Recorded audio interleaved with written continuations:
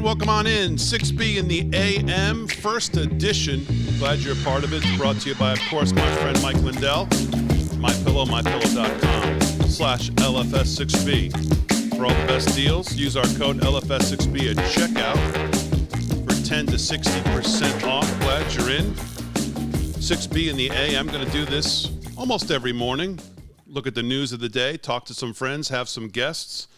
And my first guest for this first show could not be a more important guest, and it's someone, if you've watched Studio 6B for, well, the 7 years that I've been doing it, the first 3 or 4 years, you'll be very familiar with this guest, and that would be one Vinnie Mac, Vincent K. Butta. Vinnie Mac, how are you? I love that. Thank you. That's an awesome intro. 7 years. You know, when you opened up the show here with the music, I think that was Al Ackerman and the Actones, I believe, as the band. I believe that was them, yeah. Yeah, that would be – I was thinking actually about that. It's funny. That was the most appropriate way to probably bring you on. But I couldn't find the band. I couldn't find the music that we used to introduce the news at the time. Oh, man, that was so funny. I would struggle almost every day trying to figure out, okay, come up with a new name. Here we go. Oh, boy. I think Al Ackerman, I think he showed up about 4 times. I think Al's back. I'd have to pull Al out of my hip pocket there. Like, oh, we haven't said this one yet, Al Ackerman. And then you'd always find the clip. It's all good. Well, and of course, people new to the show, when Vin used to do the news, we'd introduce the news, and we had a nice music orchestra track. And, of course, Vin would always name the band who introduced him that day. So it was a running joke on the show, as we have many. And that was one of the best ones. No one thought we had a live orchestra in the studio. I mean, I want one way to share that. It was amazing. What a budget. I know. Do you remember right before Christmas, I don't know, probably 2018, 19, 17, I don't remember exactly how long it's been, but we put together that compilation of all of the band names you came up with.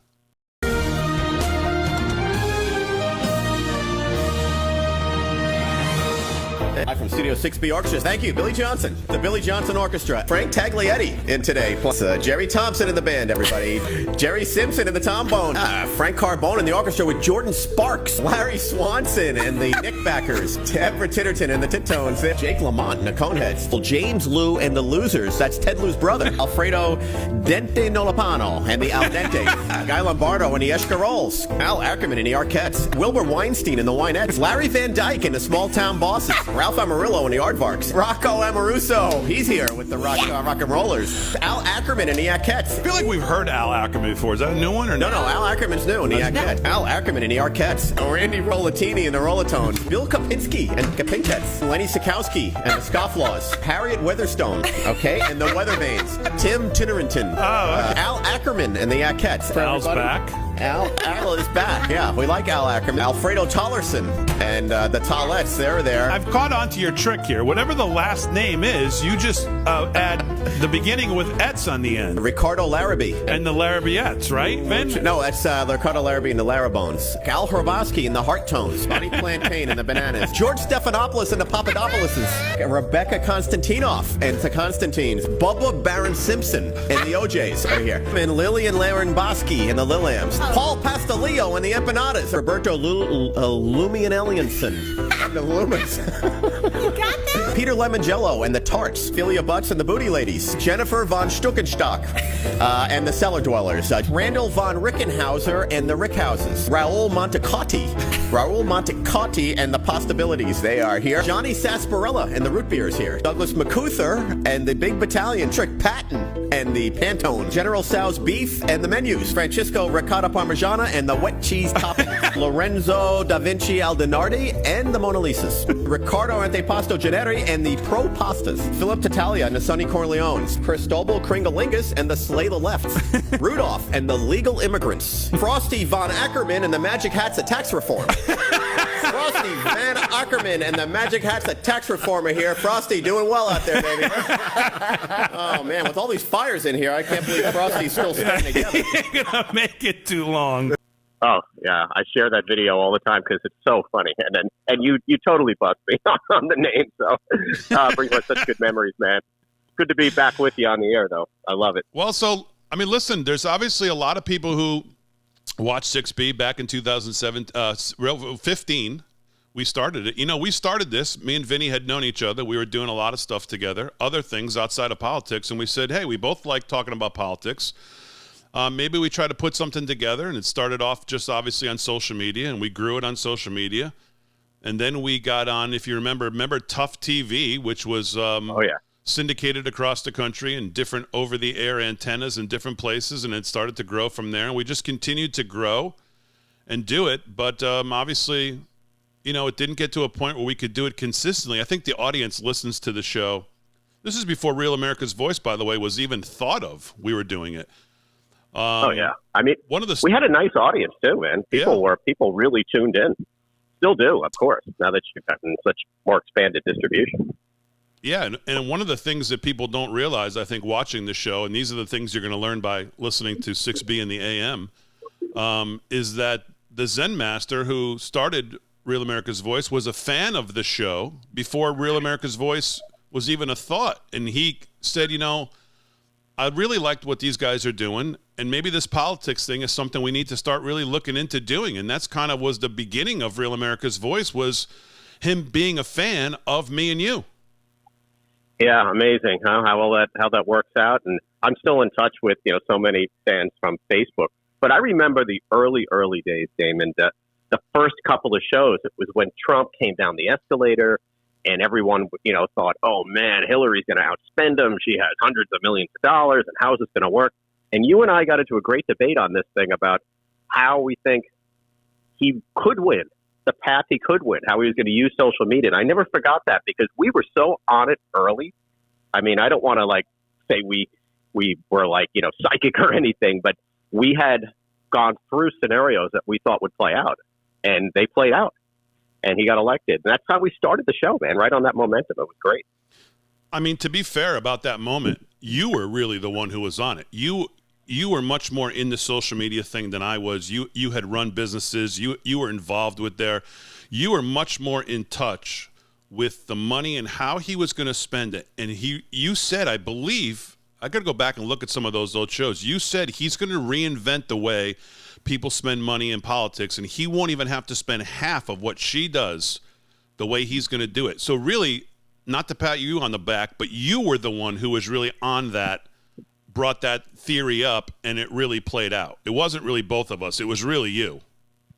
Yeah, I remember that, and I distinctly remember thinking through that and saying, no one's going to believe TV. They're going to believe social media now, because at that time, it wasn't as controversial. Like, there wasn't as many stories that you might not believe, or things that were out there that might not be true. So back then it was trusted way more than, say, it is now. And he utilized that and just took down someone who spent hundreds of millions of dollars. That's where I was coming from with it. I thought if he used it properly, he could dominate social media and really win. So yeah. It was a great way to start a show, being right about something like that. Huh? Yeah, Nobody believed us either. Yeah, I mean, he got elected, and it really led to the show kind of getting legs because we had something to talk about every day, and it was him against the media. And I mean, the things we think about now really took shape very quickly back then. Obviously, him, the draining the swamp, going to D.C., not being a politician, dealing with the media. We could see the hostility right away. Immediately, obviously, we saw the Russia. We saw the Mueller stuff. We were together through all of that. And those same themes really almost stay true even now. You look at what's just happened with the appointment of another special counsel, the constant attacks, the constant lawsuits, the constant, we got to get him. Some of those themes are still what he's dealing with today. Yeah. It's so sad to see, and so sad to see that they're still playing the same old cards, The thing that really bothered me back then, that really got under my skin, like I anticipated dirty politics, a dirty pool and all that kind of stuff. But I didn't anticipate people like John McCain and others just sabotaging him, Yeah. That seemed to be something that really, really struck me and really disappointed me. Because I've always felt like, okay, well, they wanted, I think it was healthcare back then, but these guys stabbed him so bad in the back. And even though he had a great career and so on, he really stabbed Trump in the back. And to me, that was the beginning of a very sad moment for the Republicans. Because Trump had the right policies, and they just, guys like him just buried him. Yeah, and again, to stick with the theme of it's still going on, and we'll get to the Republican Party today, but it's so funny how far we've come, because I think about the audience of this show back then, and we would talk about things like that. If you mention the word McCain now, people now 7 years later, people just laugh and go, they don't even take it seriously. They just laugh at you as if he was a Democrat. They don't even take McCain. They say, McCain, he's always been a traitor. They throw around these words like he's a traitor and he's this and he's that, and he's not even, they just laugh off the conversation if you even mention his name. Much different than it was 7 years ago. Yeah, it was to me, it was a terrible wake-up call, because I kind of felt like, the Democrats were going to do what they were going to do. And I don't think anyone anticipated the level of dirty pool that they were going to put forward. But then when our own people turned, like McCain, oh, man, it was a real wake-up call for me, particularly. And as we were doing the show, I was really paying attention to those things, when Lindsey Graham or any of these guys that were kind of waffling or walking a tightrope to support some of those Trump policies, because with all of the left just going haywire, the media, the politicians, everybody, he needed, support internally. And so many people just showed their true colors of, I'll go where it's good for me, and McCain clearly was one of them. It was a great time. Speaking of internally, speaking of internally, and as someone who's run big businesses, you understand people, and you understand hiring, and you understand putting people around you. Looking back, one of the big questions, obviously now he's running again, wants to get back into the White House in 2024. If we jump ahead to say that he's going to win, when you look back at the first 4 years and you look at some of the people he put around him and where they ended up, how they stabbed him in the back, how they left, where they ended up now as they end up on CNBC or CNN or MSNBC or The View or some of these places, you see all these people, even including Bill Barr, who comes in as Attorney General. I was such a big fan of Bill Barr. And it's maybe the biggest disappointment of his personnel as how Bill Barr has turned out, as far as not only stabbing him in the back, but really actively, seemingly working against him after the election, not really looking into any of the election claims, any of the fraud, any things that went on in the states with the violations of the federal Constitution in all these states. So personnel-wise, looking back, are you surprised how many people he had around him that really probably were more swamp creatures than America First kind of people? Yeah, I was. I echo exactly what you said on Bill Barr. I mean, could not be more disappointed with him and what he has said, post Trump leaving office. But, it's one of those things, I believe, that this time around, he has to, if he wins the office, and we all hope he does, that he plans way better who he's going to surround himself with, and understand these swamp creatures, you can't change them. Even some of the very loyal politicians around him, I think you just got to be wary of everyone. If I were looking at it as Trump in my second time around, I'd be assembling all of the people that I want around me who don't have any connectivity to the swamp or lobbyists or any of that, and just start outsiders, fresh and clean, and go that direction.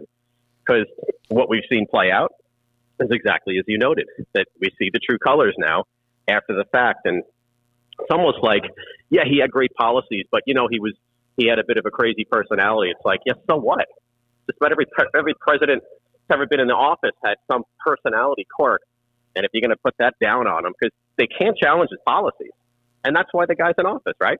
That's why we elected him, because he had great policies and he was standing up to a crooked administration, and the previous one and one before that, and all that type of stuff. So this time around, I think he's got to really be smart about who he surrounds himself with. I think he was swayed by a lot of people, that you need this, you need that. I think he was swayed to try and play along and placate. Hence the problem. Because some would say he tried to do that. Think about his Rex Tillerson, first Secretary of State, ended up being a disaster. I mean, some would say, even Steve Mnuchin, one of his big lib friends from New York, obviously Treasury Secretary. And so there was a lot of people that you could kind of look back and say, maybe he tried to do what you're saying he should do again, and it really didn't work out. So I think he obviously knows better now where the bodies all lie and kind of who's allegiance is where and who's kind of America first and who's really more just to be establishment and keep their power and keep their money flow and keep their parties going and that kind of stuff. I think he's much more aware now of probably where those people are and where their allegiance lies. Yeah. I mean, and if there's a silver lining, it's been losing and reassessing people, things, everything to get back in and maybe do 10 times a better job. I would have, obviously, we all wanted him to be reelected, right? But if there's a silver lining, maybe he's learned from that. You know, in the speech he gave announcing he's going to run again, he used this term, the pause. He said, he said something in his speech when he announced he's going to run again. He said something about the good thing about the pause, and I didn't catch it at first till I watched it back the second time, but the pause is basically a reference to the Biden administration saying, listen, I was here for 4 years. We know I should have been here for 4 more, but we hit this speed bump through election fraud or whatever you want to say it was. And so now we have this pause in between my first 4 years and what's going to be my second 4 years. I thought that was an interesting way to phrase it, basically referring to the Biden administration as the pause. Yeah, I mean, I think in many ways what he's saying is look at what a pause did to this country in a very short period of time. Yeah. So, I mean, pointing those things out is pretty obvious to any of us that kind of follow the Trump way of doing things and how he set things up. But I think, as I said, in reflection, this might be the best thing that could happen for him and the country to lead the country, having seen this pause, watched it, and maybe learn some lessons through it. I hope any CEO that can step away from his company for a period of time probably comes back much smarter because they realize when you're in the moment, it's sometimes a lot harder to do things or to make the right decisions than when you can step back and look at it from a field, kind of like Wayne Gretzky you see in the ice. You see it now. You're like, okay, this time around I know what to look for much more than I did before. Yeah. So I'm hoping for a positive change. Yeah, so speaking of that, it's a good lead into the midterms that we just had. I want to ask you about what you thought. Number one, going in, media made a lot of attention about obviously a red wave based on Biden being a disaster, his polls being in the toilet, crime in all these blue cities, the border, inflation, everything that all of us are dealing with. And I've been making the argument on the show that, and quite frankly, looking back, I guess I was kind of wrong, is that even if you voted for Biden in 20, everybody's got a line where they look at their personal life and they say, I don't care who I voted for. This is just no good for me. I can't afford gas. I can't afford food. I can't afford my mortgage. My 401k is in the toilet. Maybe we need to try something else, or maybe I at least not vote for the Democrat. But I think looking back on the midterms, I bought into the red wave based on all of that. But looking at what happened, and I want your opinion on how you felt going in and what you think now looking back at what happened, I feel like there are tens of millions of people in this country who will vote just because that D is there, even if it's to the detriment of their own life. And that is still surprising to me, even in this polarized world we live in. It's surprising to me that people would vote for Kathy Hochul in New York to keep her as governor when there's nothing positive she's doing for people in New York. People would vote for Pritzker in Illinois when there's nothing positive he's doing for people in Illinois. So give me your ideas going into the midterm, what you expected. Obviously, some good things happened in New York. Some would say we took a step to the right with all the House seats and some of the flips that we saw in New York. Obviously, Lee Zeldin didn't get there. But give me your overall 10,000-foot view of the midterms and all of that going in. Well, my expectation going in was the House. I never fully accepted that the Senate would turn as it did for a bunch of reasons, which I'll go into in a second. But the House is what I wanted the most because I thought the most we can do, the most we can effectuate change, and the most we can also get justice is through the House. If we had won the Senate, it would have been great, but we have a president that would be vetoing things. We wouldn't get anything done, and you're never going to get 2/3, to override that. So I thought, the Senate, if a Republican gets elected president next time around, there's like 30 some odd seats that are up to the Democrats alone. We're going to get the Senate. And we keep the House, which we should, then we can rock and roll and do stuff. So my expectation going in was really the House. The disappointment and the reality and the smack in the face I think we all got is our elections are still flawed. if you look at all of these elections, and you even look at New York City, and to your point, how just there's a D and you go with it, all these mail-in votes, all of the media manipulation of candidates, all the lies and withholding of information, it's just at an all-time high through this. Especially, we saw it as a great example in New York. It's shocking this woman could win or could be elected. Shocking with the way the city is, but it's not surprising the way Manhattan works, the mail-in voting and all the stuff that they do, because they just, I'm not going to say it's all fraud, but it doesn't feel right. Like, it doesn't feel like just and fair elections with the way we handle elections now. So my biggest takeaway was we got to fix the system here, because we're in a losing side of that system big time. Yeah. It's been so poisoned. That's probably yeah, it is. And I think the reason we got so many House members from the Republican side to win in New York is because a lot of those districts are the ones that are really affected. New York City has always been an anchor for the Republicans, and more so now than ever. It's just sort of blind voting. So they always, even with Trump, remember, if we were debating when Trump was first elected, there was some thought that he might actually have a shot at New York. And the reason I thought that was because of all the other areas overriding New York City. So New York City is sort of the blind sheep, just putting down a D. So overcoming that's really hard. And the mail-in voting. So that's my perspective of it, is really centered around that. And I'm glad we got the House. We can straighten some stuff out now. And I'm firmly convinced we're going to get the Senate in 2 years, with the amount of seats that are open and just the amount of just absolute terrible leadership we're having now. It's not, I don't see anything getting better between now and the next election. Maybe more lies, but, So I wasn't as disappointed. I didn't expect the big red wave. I expected to win the House. And, thank goodness we got it. So, yeah, I think the disappointment came from people, and I think, by the way, you make a great point about the setup for 24, which is something I think I said the morning after, or the night after the election, is that maybe we need to step back and look at this as like a baby step towards the red wave that could be 24, and we kind of all bought into the red wave now, and we look at it as we underperformed, but maybe really this was just a baby step for what's going to be the red wave because of the setup, as you rightly point out, especially in the Senate, for 24, with obviously a presidential election and a President Trump on the ballot.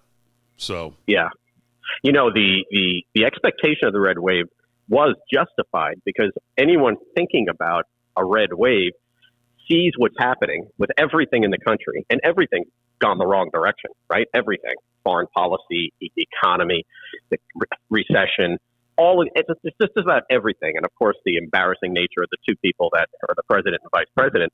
We all thought, as logical people, just as people who are logical and rational, which is what most of the Republicans are, and they always have been, that who would possibly vote for these people back in, like the governor of the New York or others. So when you think about it that way, you're like, of course, logical, nobody should have voted for them if they just want the best thing for the country. But they did, and how did they, and why did they? And that's the root of a problem, and I don't know how we get through it other than a real upgrade and change in our national election laws to just protect on fair elections. And the media, it's just always going to play a part. I was flipping around last night. I popped on MSNBC and CNN. I always like to see for the 30 seconds I can stomach it before throwing up how they're talking about stuff. It is just horrific. So, that's fed to these people all day. Now, what's interesting, and I see it, by the way. I know as we're recording this, you're in Florida. What's very interesting, speaking of, like you said, the elections and being poisoned, and even if we don't say every single part of it is outward fraud, it's certainly the Democrats have poisoned our election system, how it works. You got Arizona here 19 days after the election or whatever the hell it is, still counting votes. Obviously, the disenfranchisement, the problems with the machines. Oh, it just happens to be the morning of the election in all the Republican counties. So we know what's going on. But what's very interesting is, as you sit there in Florida, which clearly was a swing state. You think about Gore, Bush, and obviously 2000. Think about all the problems Florida used to have. We talk about Governor DeSantis a lot on this show, and none of us know if he's going to run or not, and that's a topic for another day, or we could talk a little bit about it later. But just looking at Florida's elections, and Florida now being pretty much the home base for the Republican Party, with Trump obviously there and DeSantis, the governor there, he's the most antithetical to what the Democrats want to do is Governor DeSantis. He has raised the bar for what an executive in a state can do to stand up to the tyranny that's coming out of Washington. But to the election point, Florida was a disaster before he got elected. And when he got in there, one of the first things he did was tackle elections in Florida, how the votes are counted, how it was going to operate. He fired a bunch of people who were terrible at what they were doing. And now look, Florida, done in one night, clearly a red state. He has really changed the landscape of voting and elections in Florida.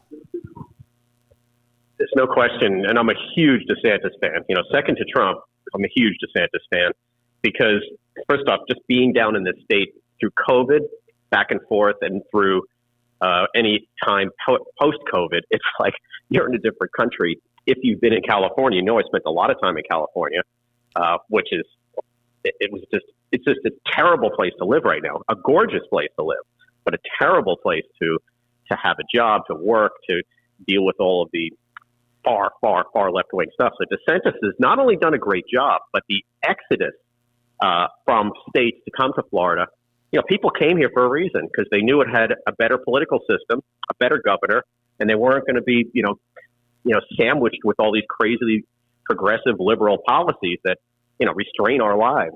So he got a lot of people into the state too. So he's just done a great job. One of the things I like about him most is there's no mystery in what he says. It's not overinflated. It's not underinflated. He's just point. And if you say something that's incorrectly paraphrasing what he's trying to articulate, he just calls you right out on it and says, no, that's not it. That's not it. This is what it is. And he's just so clear. So his messaging is really good. And fixing the elections, if we can do that in every state, we'll have fair elections. This is all we want. If Democrats win fair and square, then, you go back, you have a cup of coffee, and you hope for change next time. You don't think about all this bad stuff that we all think happens, right? So, yeah. Man, he's an example. Every Republican should literally take a master class from this guy and act like him and politic like him and legislate like him. He's a good model for that. And that's a good lead into the next thing I want to talk to you about, which is the Republican Party overall. And it's exactly what you said. The problem is you look at this party. Now, since we're talking about a governor, I'll start with governors. You look at red state governors around this country, and unfortunately, most of them are not acting, legislating, and talking like Governor DeSantis. They're more talking and acting like Governor Hochul here in New York. And that's one of the problems. When you look at the Republican stranglehold on some of these states where we have the governorship, we have the state legislature, we have a supermajority, you have veto-proof majorities. The Republicans have a really seriously good handle on a lot of states. The problem is you've got governors in some of these states that don't govern like conservative red state governors. And that flows down all through the state government, whether it's into the state legislatures, into the sheriffs, into law enforcement in some of these counties. You see mask mandates going on in red states where you think, what is going on in some of these places? Kate Ivey in Alabama, just a disaster. Guy up in Ohio, disaster. And there's other places you could point to. So let's talk about the Republican Party overall. Obviously, Kevin McCarthy wants to be speaker. Seemingly, he doesn't have the votes. Mitch McConnell, as we know, is one of the bigger disasters of the Republican Party's last 15 years. I think he's been a horrible leader. As I've talked about in this show till I'm blue in the face. Where are we with this Republican Party? Who ends up being the speaker? Is it Kevin McCarthy, do you think? Does he have to give the Freedom Caucus? Where are we with this Republican Party? Do you think this leadership can be any different than what they were when Trump came in, where we held all three and got nothing done? Yeah, so you got to go back to Democrats and Republicans. The Democrats, if you want to give them credit for anything, Okay. The one thing you can give them credit for is they stick together. They do not stray too far up or downfield. Is that because of their leadership? Is that because of the big bat that Nancy Pelosi swings when someone goes off with outside of the squad? They stay in line. The problem with the Republicans, and we've had this problem forever, this is not a new thing, is they don't. You hear some people chalk it up to, hey, these are free-thinking guys or gals, that are in office. They don't just kowtow to a thing, but they don't stick together like the Democrats do. The Democrats will vote for something just to stick together as a party, even if half of them don't believe it. They'll vote for it, right? The Republicans won't do that. You're absolutely right. I said this the other night in the show. If you take a blank piece of paper, 2 pieces of paper, you write down on the Democrat piece of paper all the Democrats who will oppose leadership and what they want to push through, you'll have a blank piece of paper. On the Republican side, you have to get 9 reams from Staples because you have so many names to write down of people who oppose leadership. It's so true. Look at the squad. The squad is, very difficult to deal with, I'm sure, even for someone who's not our favorite, but Nancy Pelosi. But somehow she managed through them and always got everybody in line. So what's the problem with the Republican Party? Yeah, you don't want to have a bunch of robots in there, but you want to have consistency. You want to have consistency among the platform, right? Like if you have just Trump or DeSantis in and you know what the policies are, you can't stray the first time one of them insults someone or some group of Democrats decide that that's racist that he said that or all that. And that's where the Republicans get in trouble. They're constantly like looking over their shoulder and fearful. So, the only way to solve it is a real sort of meeting of the minds and leadership that has a strong arm. Mitch McConnell used it the wrong way. I mean, he's hurt us in so many ways, including while Trump was in office, which I think he did a lot of damage to what Trump wanted to do. But you need really good leadership in there that can corral these folks together to be more consistent because we're not going to get anything done. When we have things we think we're going to vote on, when Trump was first in office, we thought, we got the House and the Senate. We're going to win this. Well, look at what happened. There was a couple of senators that always went the other way. And there's this happened every time. So frustrating. McCain aside, who was the deciding vote on health care. That happened over and over and over again. It is so frustrating. And so if we can't vote them out, which is what I would say, vote them all out and bring in people that, can really work within, the policies we want to see happen. They got to unite somehow. Their leadership is terrible, but they got to unite somehow. So I don't know how fixable that is in the short term. It's something we've lived with for the problem 30 is years.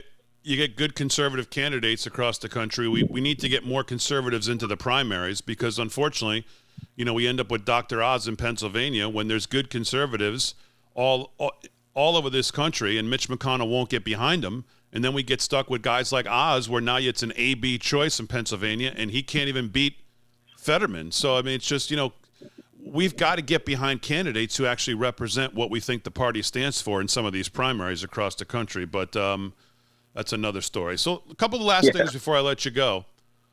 And we referenced 2015 and how right we were about Trump and what he was going to do. So let me bring it forward now and ask you, here we are again.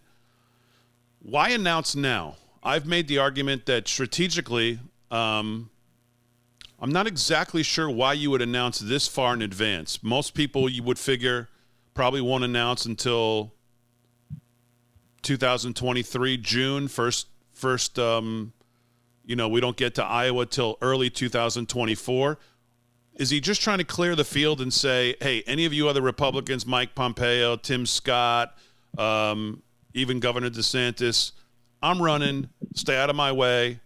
I don't want to see you in this race? Or is there any other advantage to announcing this early that you can see? Well, maybe just a fundraising side because it gives him maybe people know he's running and it maybe makes the fundraising a little easier. But I thought it was a strategic mistake, like you. I think he should have waited. And one of the biggest mistakes, I think, in announcing this early is the amount of momentum DeSantis has. This is a very strong candidate for the Republican Party across the board. So if we want Trump to win, I would have not put myself out there just yet. I would have let a little time go. and announce later to see what happens with DeSantis, how he handles himself, and then come on strong and try and do things.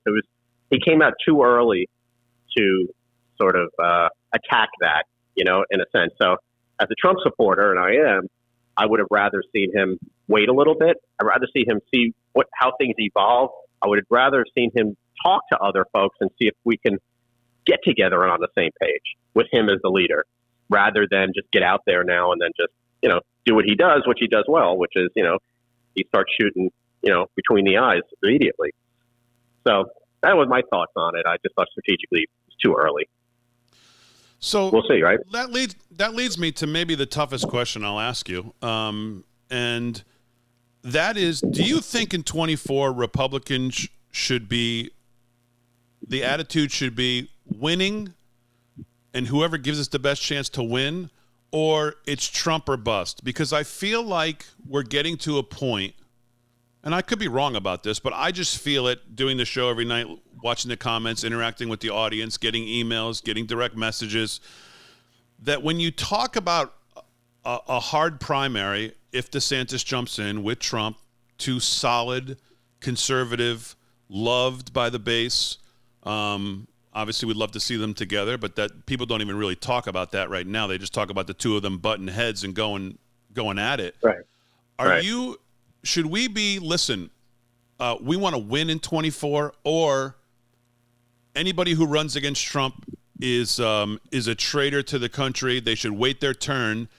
And even with all the baggage that we know is going to be there, and the attacks from the media and the lawsuits and the special counsels and the January 6th and all the stuff we're going to relive with him being the candidate, if he loses, well, as long as we lose with Trump, I'm okay with that, as opposed to, listen, I'm sick of losing. I want to win. I don't care who it is. Whoever gives us the best chance to win should be the candidate. Where do you fall on that? Yeah, I fall in a very, very direct spot, and that is we need to win at all costs, because I want Trump to win, right? So make no mistake about that. Okay, I'm there behind him, and I think he gives us the best chance to fix this country. However, when he lost, look at what happened in less than 2 years, in 6 months, in the first 3 months. We can't afford to have another candidate that represents the policies that Biden and the Democrats do in office, no matter what, period. So it's in our best interest to win at all costs, to put forward the best candidates that's going to cross the finish line and win the election. We're hoping that's Trump, and I think all the things you mentioned are things that he needs to work hard in the next 2 years to get people more comfortable that he will maybe not have as much noise around him, and they're always going to go after him and try and destroy him. But if he can find a way to minimize that a little bit, I think more of the party that's not with him will come over to him for that reason, that they just want to get a Republican in. But for me, it's whomever's going to win this thing can win it would be, I think, what's best for the country, because I just can't imagine going through another 4 years with what we have just gone through too. The destruction over 2 years. I don't think we've ever seen this level of speed and harm to all the things that we value in the shortest period of time. It's absolutely scary that kind of change can be made. And maybe we can change it the other way in as quick a period of time too. But we got to win. We got to win. Yeah, I agree with you. Finally, do you think Trump should return to Twitter now that Elon Musk owns it and has supposedly unbanned his account? Or do you think he's in a rough position now with True Social? You know social media as well as anybody I know. What do you think he ends up doing, and what should he do? Here's how social media really works. It doesn't work always on your platform. How it really works is what you do off platform that then bring people to your platform. So if you look at any of the biggest social media channels that are out there, they use Instagram, Facebook, Twitter, and all these other things. They all use each other to build followers and audience with the hope that some of that comes back.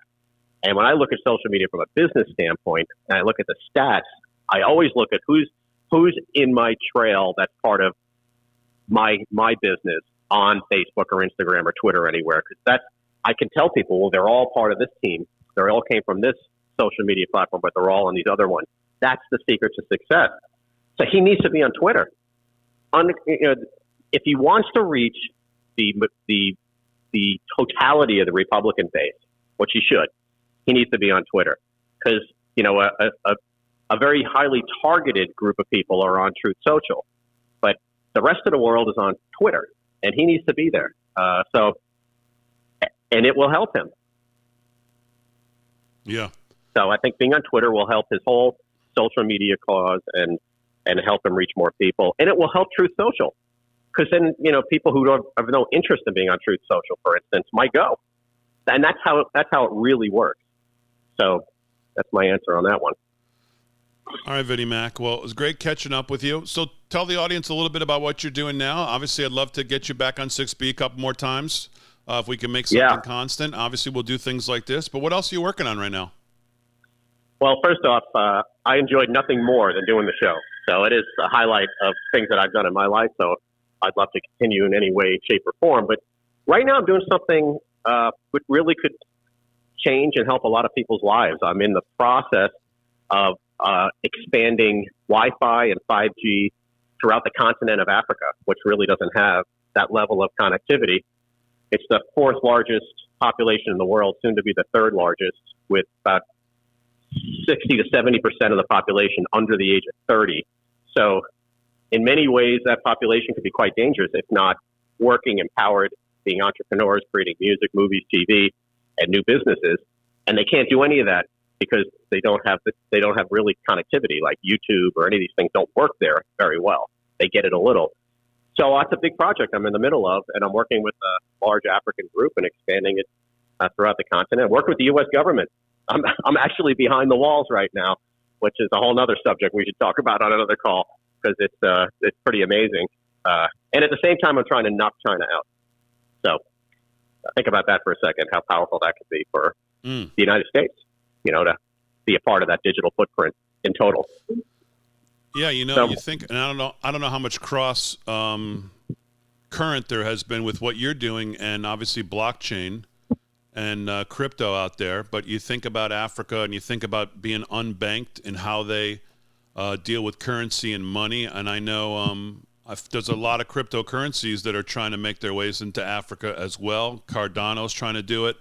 Some other people as far as banking the unbanked and Bitcoin and have you seen any of that kind of crossover with what you're doing with crypto and blockchain? Yeah, it's a big part of what we're doing because you need good connectivity to power the fintech platforms, right? So, and what you said is spot on. Most of Africa is unbanked. It's a cash society. So they move cash, everything's cash, but they don't, they don't use the banking system like we do here at all. Mm. So, the cryptos have gotten in there, but the real cure for this, the real solution is the enablement of the fintech platforms, whether they're utilizing cryptos or any other currency. And that will be the result of what we're doing. So think about it this way. If I'm in New York and I want to send someone an email in New Jersey, that email would go right through, right? Wouldn't be no questions. But if I send an email from one country to another in Africa, it goes to France and then back down. So that's the connectivity. They're not connected inter-country. So for fintech to work, they have to be connected. But all the things you noted, they're all kind of happening now because the Africans, they're gonna keep moving cash, whether it's crypto or cash. That's how how the society works. Yeah, I think that's one of the real reasons that Elon Musk bought Twitter. By the way, I mean I know people talk about free speech and all that, and I think he is obviously want to make it a town hall and free speech, but I think one of the other things he is seriously considering is making Twitter some kind of a payments platform that for all over the world for people to be able to move, whether it's Bitcoin or crypto or stable coins or whatever it's going to be, through Twitter. I mean, he knows this fintech world, obviously with PayPal that he was there for the beginning of, and obviously he's a big supporter of Dogecoin for whatever that will end up being, and now he's got Twitter. So think about the billions of people who he's going to have access to turn that into some kind of open source payment platform. Whether it's through Bitcoin, the Lightning Network, or whatever it ends up being. I think that's one of the real reasons he picked it up and overpaid. Yeah, I can see him doing that. I can totally see him doing that. And by the way, just sort of in conclusion, if anybody wants a real example of what we're up against with left and right and media and all that, just look at Elon Musk. A hero to the left, probably one of the most revered guys in California. All Teslas are everywhere. They love that guy until he was a proponent for free speech and now bought Twitter. And now he's all these bad things. It is it's the perfect example of what's wrong with everything, the media, politics, and so on. When a brilliant guy like that, the Thomas Edison of our day, can get attempted to get taken down by so many people just because he's trying to do the right thing, and create a fair platform. I mean, it's mind-boggling to me, and I'm a huge fan of his. I was before this, because he's brilliant. Yeah. So. All right, Vinnie Mac.